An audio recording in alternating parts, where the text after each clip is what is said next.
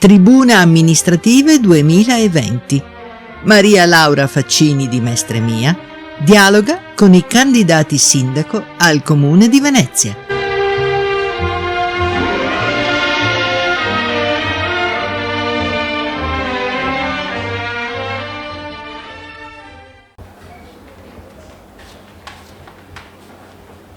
Bene, cari amici di Mestre Mia, buon pomeriggio.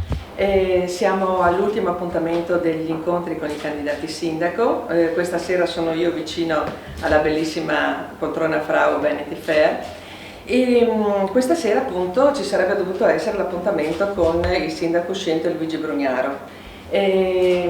Innanzitutto vorrei ringraziare come sempre le persone che ci ospitano, quindi sono questo bellissimo showroom i cui titolari Alessandro e Massimo Trevisan sono sempre stati così gentili da accoglierci con molta simpatia, quindi li ringrazio tutti i collaboratori di Mestre Mia, a cominciare dal presidente Andrea Sperandio. E come dicevo, il sindaco ci hanno comunicato poche ore fa che il sindaco Luigi Brugnaro non potrà essere con noi questa sera perché deve essere presente al concerto che si terrà questa sera in Piazza San Marco alle 20:30.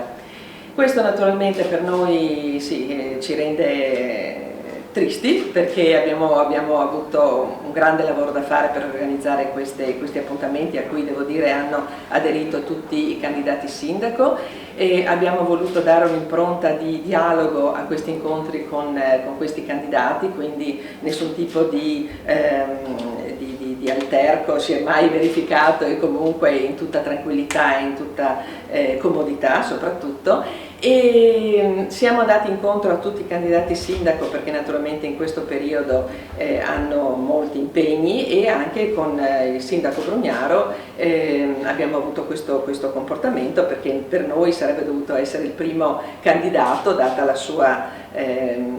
carica che veste adesso, mentre lui la scorsa settimana ha avuto dei problemi, per cui abbiamo aderito molto volentieri al fatto di ospitarlo oggi alle 18.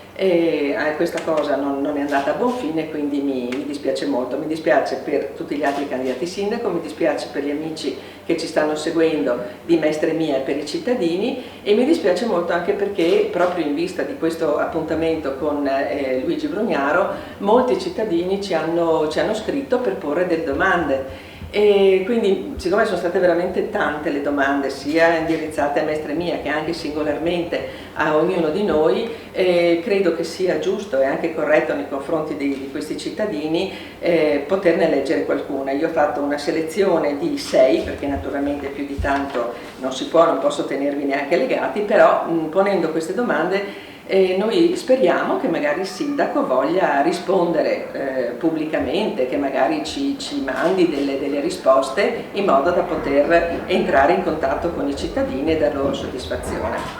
Allora, una domanda è questa. Da parte di molti cittadini, di associazioni e realtà culturali e anche di rappresentanti delle categorie del commercio è stato messo in discussione il fatto che lei abbia avocato a sé le deleghe relative alla cultura e al commercio. Lei pensa di mantenere inalterata questa situazione o ritiene che nei prossimi 5 anni ci saranno le condizioni e gli uomini e le donne adatti affinché ci siano 2 assessori specifici per ciascuna importante delega? La seconda, è stato detto che Mestre potrebbe essere la nuova Shanghai o una nuova Milano oppure una nuova Londra. Ai mestrini basterebbe forse solamente Mestre, ma con un legittimo riconoscimento della sua storia, della sua specificità e del suo bagaglio amplissimo di potenzialità mortificate e inespresse da parte dell'amministrazione. Nel foglio elettorale che noi abbiamo portato qui, che abbiamo ricevuto tutti, nel foglio elettorale che lei ha distribuito per le case, nulla è scritto circa la valorizzazione dell'identità storica di Mestre, della ripresa delle feste tradizionali, di qualcosa di più che alcune occasioni belle ma particolari per questo territorio. Un'altra, il Mestre Shopping District, fortemente promosso dalla sua amministrazione più di un anno fa, non sembra stia ottenendo i risultati sperati, forse per un mancato coinvolgimento di commercianti o lei vede un'altra causa? Nel 2015 lei parlò molto di posti di lavoro per i giovani. ai quali peraltro si rivolge molto durante le sue conversazioni con i cittadini. Sa quantificare quanti di questi posti di lavoro ha potuto creare? A Marghera, eccetto la riapertura della Pilkington, non si è insediata alcuna azienda. Nel foglio elettorale che è stato distribuito viene indicata la messa in funzione della linea 2 del tram con arrivo a Piazzale Roma. L'opera però è stata realizzata dalla precedente giunta e lei l'ha solo inaugurata. È vero che lei porterebbe le navi ad approdare al canale industriale a ridosso della Pilkington in modo che in futuro i passeggeri saranno portati a frequentare la zona vicino ai Pili che è di sua proprietà? Ecco, queste sono alcune delle numerose domande che ci sono state inviate dai cittadini e quindi ci è sembrato corretto che appunto il sindaco ne venisse a conoscenza, non essendo qui fisicamente.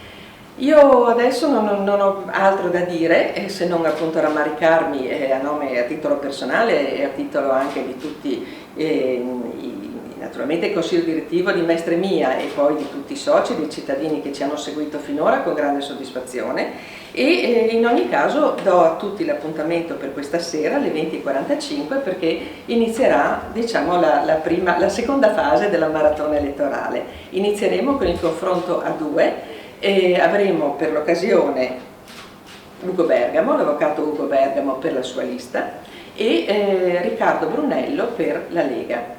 Quindi vi do appuntamento a più tardi alle 20:45, stesso luogo e quindi arrivederci e colgo sempre l'occasione per ringraziare tutti coloro che ci hanno aiutato. A più tardi, grazie.